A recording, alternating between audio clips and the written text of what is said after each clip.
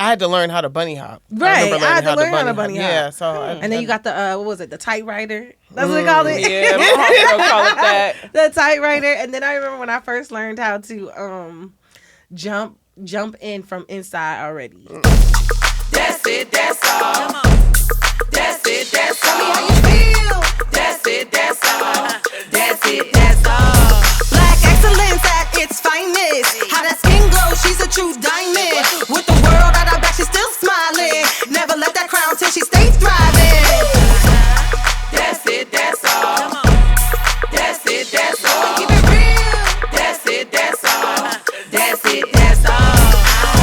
Is that really it though? What up, what up, what up? Welcome to That's It, That's All. My name is KC, your host. Y'all know me. Today, we have some special guests, some ladies coming from an amazing organization that I guess came upon on Facebook and ended up getting to do something with them. We have the Melanated Jump Squad. Hello, hello. Tell them your names, ladies. I know you. They don't know you. I'm Courtney. I'm Serena. Okay, hey y'all. So let me give you guys a little bit about the organization. They started in January of 2021. Melanated Jump Squad is an outlet for communities that they serve. They want to empower movement combined with fun and allows us to be mentally, emotionally, and physically well. They strive to provide fun and memorable double dutch jumping rope, atmosphere. So double dutch is one of my favorite things to do. As even a young kid, and I was going over the information that you guys sent me, and I thought it was a very funny story that you guys used to grab the cables from the the cable cords, because that's all we jump with. Yes. So give us a little background. What made you guys start the organization? I know a little bit that you guys started after pandemic, but yeah, dive into it. Okay, so it all kind of snowballed from an event that was held in Compton. At the Compton airport by an organization called Black Girls Jump. And so I was on, I think it was Meetup or one of those random sites where you just kind of look for something to do in the city. And I found it, and I didn't have anybody to go with me except for my son at the time, who was about, he had to be at least 3, 4 at that time. And so I said, you know what, you're going, I don't care. Mommy got to jump. And because that was the first time I saw double dutch in over a decade for sure. And so it was a great experience. Black Girls Jump, I think they hail from Chicago. And so at that event, I got my first pair of ropes. The founder, I didn't know she was the founder at that time, but I was complimenting her on the ropes that we were using they had like a contest towards the end of the event. And that's when Sherelle and I teamed up. It was myself, Sherelle, and who I found out to be a rapper. I think her name is Dynasty. Okay. Don't quote me on that. Okay. I believe it's Dynasty. And so we kind of rocked out for that day, and I complimented the founder on the ropes. And she was like, oh, you like them? You can have them. And I'm like, what? Mind you, they're selling ropes at the event. And these were like not the same type of ropes. What kind of rope was it? It was like a telephone cord. Oh. It kind of resembled that. Okay. There wasn't much that stretch. Clack. Yes. That clack, because you need that clack. Yeah, that you speed. do. Right. So I was like, ooh, I like these. I'm like, where did you get them? I'm like inquiring about them. And so she just handed them to me. And so I sat on them for a few years. I ended up having a baby during the pandemic. And I watched Sherelle from a distance. And about the end of 2020, I said, you know what, girl, I got to get outside. I have to get outside after being pregnant, going through a pandemic, homeschooling my toddler. I was going stir crazy. And so I just reached out to her because I said 2/3, it shouldn't be hard to find a third. And so I proposed the idea that maybe we can go to Leimert Park because I'm from LA, and that's like the mecca for Afrocentric art and expression. And so I just figured that if we go there, it's already a village There might atmosphere. be people that might want to jump. Exactly. Yeah. So I'm like, we'll just go out there and start turning, and see what we attract. And lo and behold, here we are. You know what I mean? Years later. So Serena, are you a member of the squad? I'm a member of the squad now. Okay, Thankfully, somebody connected us. yes. I Shout came out in to her. I came in contact with her through someone else, a friend of ours, mutual friend of ours, who knew that she needed an extra person for an event, and she also knew that I like to jump double dutch. I used to jump with another crew. In Lamert. In Lamert Park, Right. yeah, years ago. And so she connected us, and I came to that event, and I've just been connected ever since. Yeah, I we just clicked. Yeah, We clicked pretty much clicked. right off the bat. So Yeah. that was dope. I mean, how can you not click? We Oh, jumping double rope. dutch. I'm just saying. Yeah. Don't you know everybody? That's right. That's true. You'd be surprised. That's Yes. true. That's true. Other than like the love of jumping rope, one of the other things that I think I found very admirable is that you guys do a lot of community events, Yes. especially like in Yeah. the inner cities and Yeah. stuff like that. Let's talk about that. Like, what is the goal behind that? Are you reaching younger children? Is it an adult thing, or how does that work? Go ahead. Okay, I was gonna say, as far as like community work, yes, we do like to reach the younger children, but then also bring adults into it too, because we like to have fun. Right. Let's not forget that we like Right. to play too, and it's good to have that nostalgic memory, like double dutch. Everybody comes up like, oh, I haven't done that in forever, and then they get in the Like, ropes. Because didn't it like disappear for a second? Was it just tell me? you. No. Like, I feel you're like like- I it feel was- like it was everywhere. Like Uh-huh. you couldn't go When you're a walk down a kid, corner yes. and people wasn't double dutching. And Everybody then all was of a playing sudden double I dutch. looked up, nobody was double know dutching. what it Now you was? got them single rope jumpers, you know. Yeah, and that's Yeah. Performative. Right. that's cool, Performative. but yeah. So yeah, I actually correlate that with like the dawn of the internet. If you think about, I can remember very distinctly from my homegirls kind of coming up. I had a few homegirls that I grew up with on my block, and that's actually where I learned to jump. And one family in particular had like that computer, had AOL, had the whole setup, and so we were inside exploring the new, the newness of the internet, and nobody was playing outside anymore. And that's kind of like my distinct memory. Interesting. No, I remember that. I kind of remember that too. So my niece, she was born in 2000, right? 2000. It got to a point I was just like, don't you go outside and play? Like, because like, I mean, I grew up and I was like, I remember the internet coming out. I remember, having to be home to call somebody. Right. There was no phone. Right. And a Right. beeper came out and then you would hope you had a quarter or a dime to make that call. Right. And then so like I think that like playing outside and like instilling that motion, because kids were fit, like Right. racing. You Right. remember running You be over running racing, up and down the street all day long. playing tag On your bike. jumping rope on Yeah. your bike. Yeah. And then all of a sudden there was no kids on the streets Hopscotch. no more. Yes. All the things. All the things. So I think that's a beautiful thing, and I think that like instilling like motion and Yeah. exercising. But also what I noticed that it was a lot of beautiful things that came out of the pandemic. People just started creating all kind of Yeah, things. for Yes. sure. People For got really sure. creative. Really creative. You have all these videos, cooking, people starting Right, a lot of businesses. cooking. Yeah. And, so how many events have you guys done so far? Ooh, that's a good question. I haven't really kept count, to be honest. What would you say? I have no idea. I would For have sure, to like it would look have to at be- look at a list. I But would it say seems- anywhere that's between wild. like 75 to 100. Oh, nice. Do you guys do any competitions? Not yet. Not But yet. stay tuned. Keyword yet. Okay. I Stay want to be a guest. So next time I pop through, I'm gonna pop through and be a Yes. guest. Yes. I just made some connections on the West Coast, and that's all I'm gonna say. Okay. So So we're do gonna you- be cooking. So is it gonna be like so we cooking, right? So like is it gonna be like in your idea and your dream of things, is it gonna be Yes. like age ranges in these teams? I would like to, yeah. And I also kind of like to highlight that it's for boys and girls, men and women. I'm a mother of Absolutely. two boys, and that's Same. very important to me because when you think about it, boxers jump and a lot of other athletes jump, and so I just want to kind of encompass all of that. So all genders, you know what I mean, all ages, and even I like to potentially include like people with disabilities. or quote unquote disabilities. So I've yeah, I seen want to it make it before. all inclusive as much as possible. That's what's up. That's what's up. Okay, so give me your favorite moments Oh man, I'll in let the you go Melanated first. Jump Squad. Well, my favorite moment is always personally with the children that can't jump. And then they learn how to jump, and then they can't stop jumping. Right. But at first they are like, I can't do it. And then they get it, and then they love it, and then they don't want to stop. I'm gonna say what I was about to say. But they love it, and that's my favorite moment, just to see the joy in their faces when they've learned and experienced that they can do double dutch. And then that'll stay with them forever because that's how we learned, and now we can pick it up as adults anywhere, like riding a bike. So For sure. it's a good moment. For sure. I would say I have a few. Okay, tell us. Okay. We here.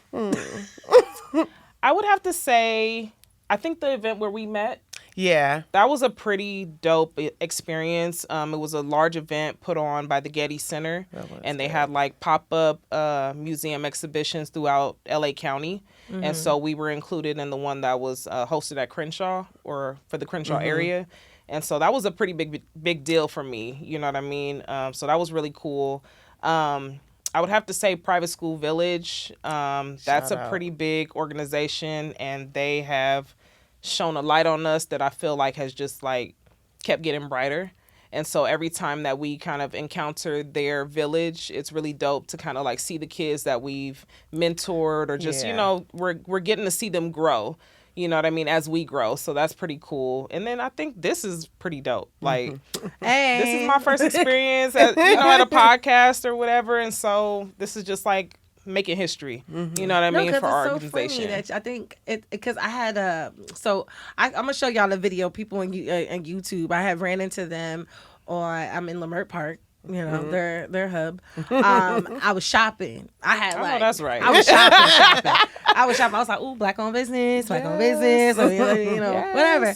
And I remember before I saw you guys there, I remember seeing y'all online because I like double dutch. Like I like double dutch and I like skating. Yes. So I follow Nice. mostly all the jump pages, all the skating pages, Yes. right? So I saw you guys, and I'm gonna post it, y'all. I'm gonna post the video. I be jumping, and I did good. Yeah, and that was you the first did. time I jumped. And you were wearing a dress. Yeah, if and I was remember. wearing a dress. Okay. And was wearing a okay. dress, and I hadn't jumped. I would have say, what am I, 35? I want to say, I don't think I've jumped in 20 years before that day. Not like double dutch, not Yeah. jump rope. I mean, I Right. jump rope for exercise, but like double dutch. So Yeah. I was just like, I felt like a kid. It was so much Yes. fun. So like, how is your organization typically funded? Like, do you guys like do like community service events? I mean, fundraising events, or like, do you guys have sponsors? Because look, let me tell. We're gonna talk to the people. We working gotta, on we that. Gotta fund. We gotta fund our community. Whoever will want to sponsor us or donate, we're very much open to that. It's Donations very much welcome. grassroots at this point. We're kind of self-funded. I am working on getting all my paperwork in order. I have established us as a 501c3 nonprofit, but there's some fine-tuning I need to do. I kind of was doing most of the legwork on my own, so it's a learning process for me at this point. But she's actually my treasurer, so you know what I mean? And we're just trying to like go for the gusto. Talk to Yeah. them. They Yes. looking for people. We got to support Welcome each all other. donations, Yes.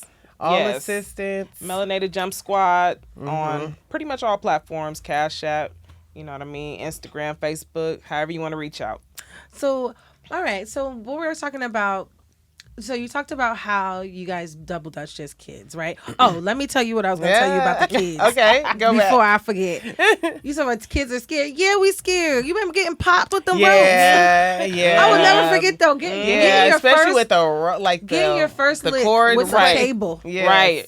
It's probably worse than your mama beating your butt. It is because you get that wep on you. It's But like- see, but it that's was how the you best learn how to rope. pick up your feet. Right. True.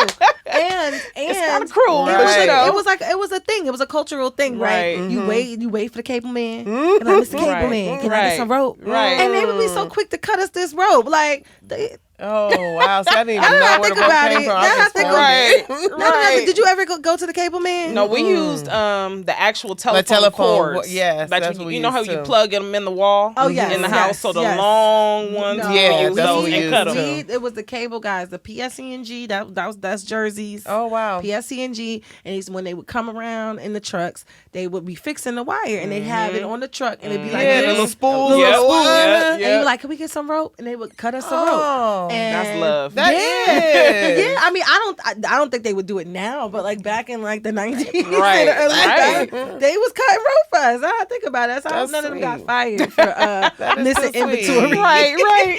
For supporting the local Double Dutch crew. Right. Keeping the kids out the streets. So, what is your approach to teaching one how to double dutch if they do not know how? I think first is just kind of like instilling the confidence. Because like you said, there is like a natural fear. There's two ropes turning simultaneously and you're kind of like, whoa, like what's going on? How do I even start? And so even if we have to break it down to maybe just a single rope, just to kind of get them in the groove and get that beat going, you know what I mean? It's all about rhythm, really. So I think that's the first step is like just building the confidence, kind of giving them a tutorial outside of the ropes.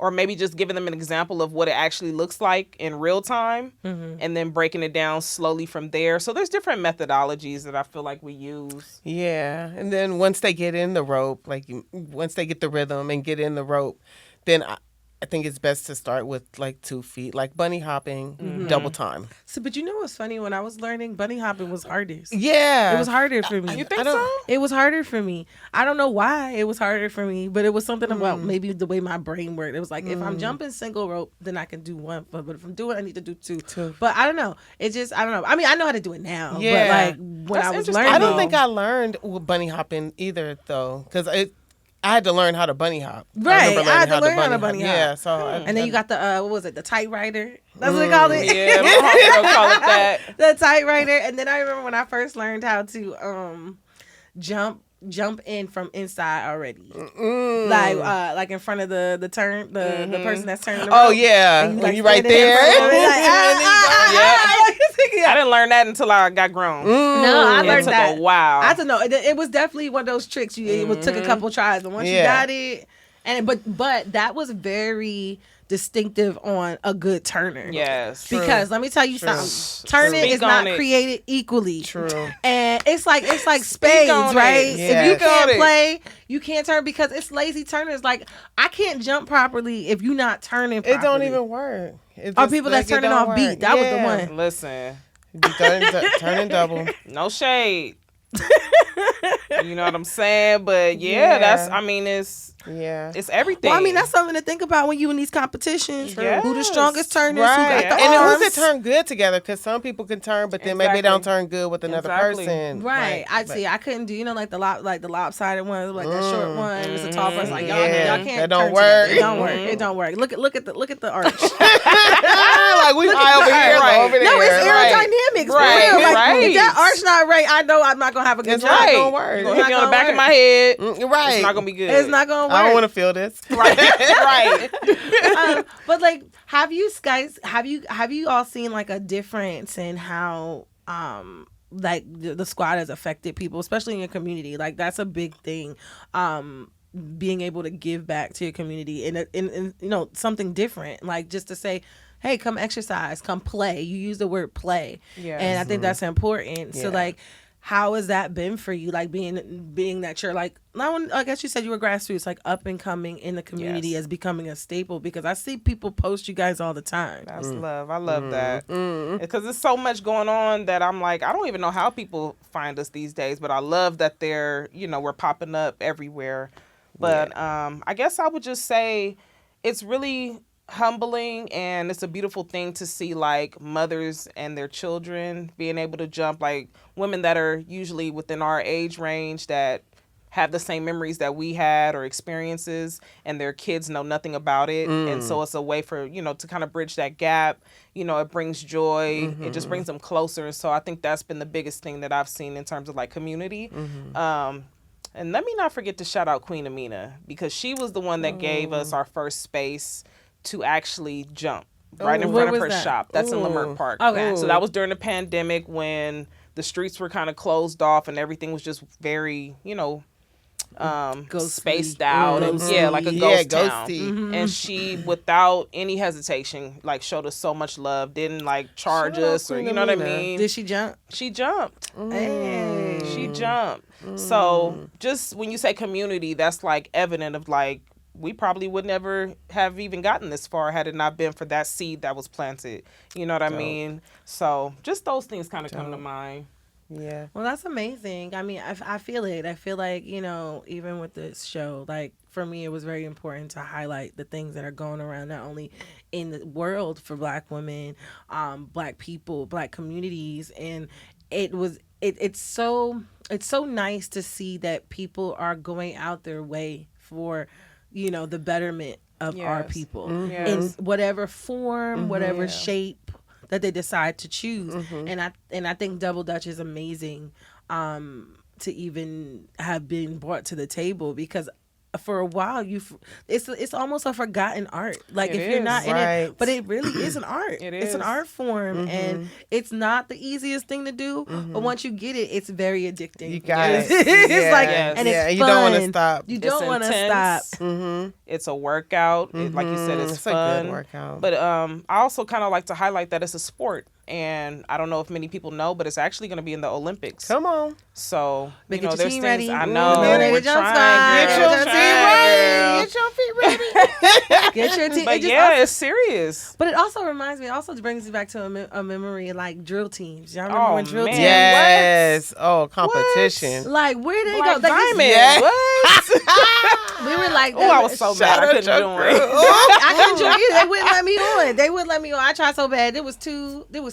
It was, what was in my job? It was the Hollow Cadets, and there was, what was the other one? And it was a big one. The other one was a big one too. Anyway, people at Jersey, don't get me. I forgot. Put it in the comments. But like, it's so beautiful to see those things, like you said, the nostalgia come back and realize, like, because it does bring you back, because you forget about them. Yeah. Like, If you don't see it, if you don't see it, you forget about it. And I think that also too is a cultural tradition. Most definitely. Like, people have to understand, like, for those that don't know what Double Dutch is or what Double Dutch means to the culture, it is a big cultural thing. That we would go outside, we with our friends, got your rope behind your back, we at the park, we on the basketball court. Oh, yes. Like, Yes. it's a thing. Yes. It's a real cultural Till thing. the street lights Till came the on. street lights came on. Sometimes after. And Yeah, sometimes after. Yes. Especially in the summertime. And the summer, it was hot outside. Yes. Woo, Yes. We be out there till 9 o'clock jumping Yes, up. It was girl. that in the pool. be out there too long. Water fights. Well, is there anything you Good guys old want to say, or days. a message you guys want to send? I love to end my my shows with a message to either the viewers, to your younger self, or just people out in general. If you had a message to give about your organization and how you want to bring it to the world, what would you say to them? I think our mission kind of states, the majority of what I try to convey through the art. And it's just really highlighting like the mental, physical, and emotional well-being. You know what I mean? We go through so much in our day-to-day lives. It's actually interesting. When we first were supposed to shoot, between the time from then till now, I had some mental health issues that I was dealing with. And so it gave me that time to kind of get that mental clarity and kind of refocus on my purpose. So I think that's like the biggest thing for me, and just remembering what brings you joy, whatever that is, whatever form of expression that you feel is necessary for you, do that. You know what I mean? And I think that's pretty much it for me. Yeah, and I would say like the message would be to have fun and enjoy your time here. We only have this life, and so yeah, enjoy that. Well, I want to say thank you, ladies, for coming on the you show. so Thank you much. for having us. Of course. And if y'all have any questions, you guys want to get in contact with the Melanated Jump Squad, I truly, truly, truly suggest go follow them. Yes. Please tell them where they Yes. can find you guys. Yes. We're pretty popular on Instagram these days, so I hear. And our Instagram handle would be Melanated Jump Squad. That's MELANATED Jump Squad. We're also on Facebook. We have a website, which is melanatedjs.com. And yeah, that's pretty much it. Okay, well, there you have it, guys. Please like, subscribe, share. If you have any questions for these ladies or you want to know how to find these ladies, you can come to Daz It Daz All, or you can go to Melanated Jump Squad, and we'll get the connections. All right, and that's it. That's all. Daz It Daz All is written by me, KC Carnage, and produced by myself and Rick Barrio Dill.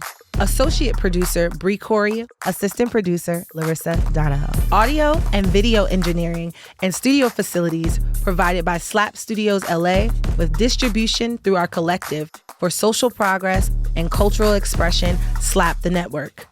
If you have any ideas for a show you want to hear or see, please email us at info@slapthepower.com. And as always, go to dazitdazall.com and sign up there to make sure you will never miss a thing. See you next show.